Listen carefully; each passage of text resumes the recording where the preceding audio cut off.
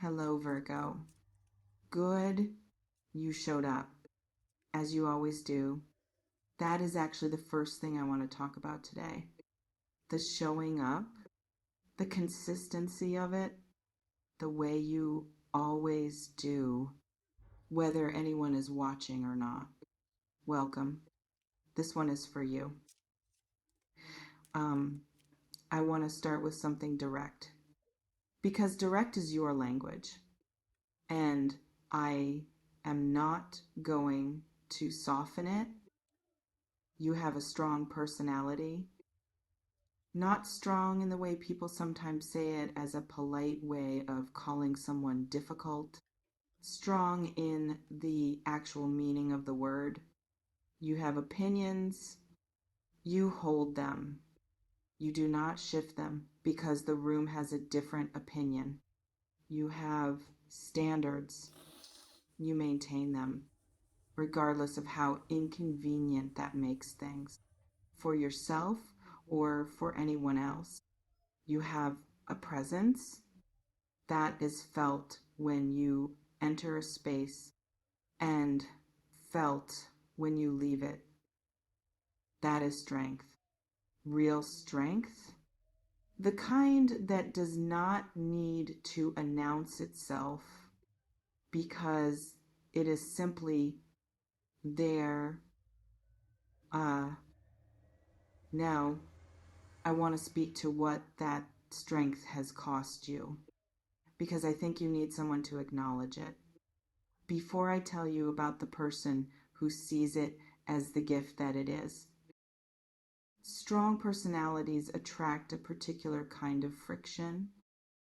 People who are unsettled by certainty, who interpret your directness as aggression, who read your standards as judgment, who feel your presence as pressure, rather than understanding that what they are feeling is simply the weight of someone real standing next to them without pretense, without the softening that most people perform to make everyone around them more comfortable. You have been told in various ways over various years that you are too much, too direct, too certain, too particular about the way you want things done, too uncompromising. 2 is less than 0. 5 hash is greater than simply. 2, and some part of you, despite everything you know about yourself, has absorbed that, has wondered if they were right, has considered whether things would be easier. If you were less, they would not be easier. They would be emptier. There is a person watching you who has a completely different experience of your personality than the people who called it too much. They find it extraordinary. Not in a polite way, not in the way someone says extraordinary when they mean interesting, in the way someone says it when they mean, I have not encountered this before, and I did not know I was looking for it until I found it. What draws them to your personality specifically is the certainty of it in a world of people who constantly shift, who change their position based on the room, who tell you what you want to hear, who soften everything into ambiguity to avoid conflict. You stand still. You say what you think without checking whether it is welcome first. You hold your position without being moved by social pressure alone. You are the same person in every room, with every person regardless of what that consistency costs you. And I want to speak to what that consistency actually takes. Because from the outside, it might look effortless, might look like you are simply unbothered, simply unaffected by what other people think. That is not what it is. It takes something every single day to remain yourself in a world that constantly invites you to become someone easier, someone who softens their edges, rounds off their corners, becomes the version of themselves that requires the least adjustment from the people around them. You have refused that invitation over and over, not without cost, but consistently, because something in you knows that the version of you that fits everywhere is not really you at all. It is a performance, and you are not a performer. You are real. And to this person, that is not too much. That is everything. I want to tell you what they specifically appreciate, because I think you deserve to hear it named in detail, not in a general way.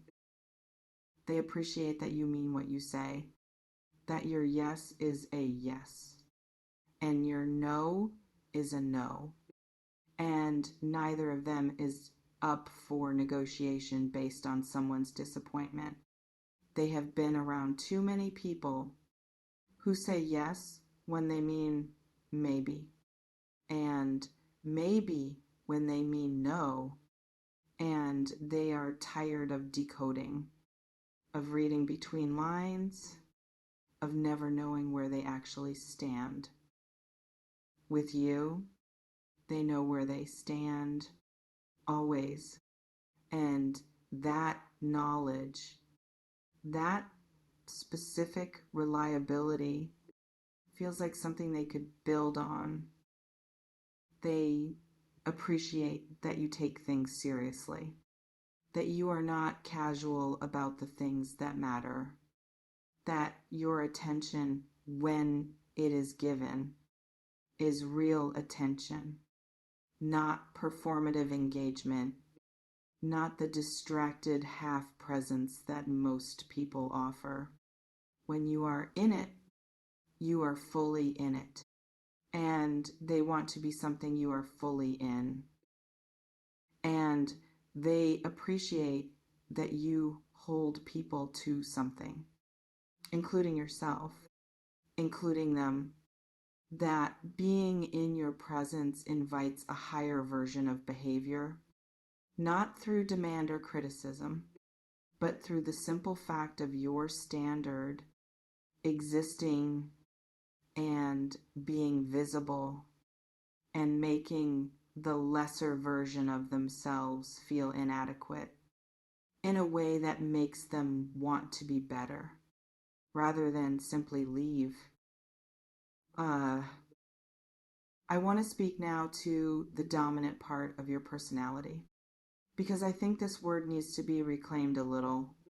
It has been given a negative connotation, as if someone who leads naturally, who takes charge without being asked, who does not wait to be given permission to have an opinion or a direction, is somehow doing something wrong. Dominant, in the truest sense, simply means you know how to lead. You do not follow by default. You assess, you decide. You move with intention. You do not simply go where the current takes you. You choose your direction, and you go there with the full force of your focus. And the person who is drawn to you is not intimidated by that. They are relieved by it because they have been around too many people who cannot decide, who cannot commit, who cannot stand in something and hold it.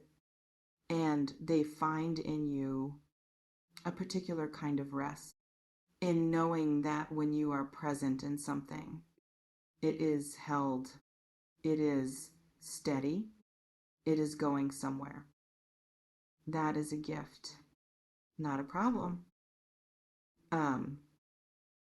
I want to address something now about how your personality has functioned in love specifically, because Virgo with a strong dominant personality has a particular experience in romantic connections that I want to name.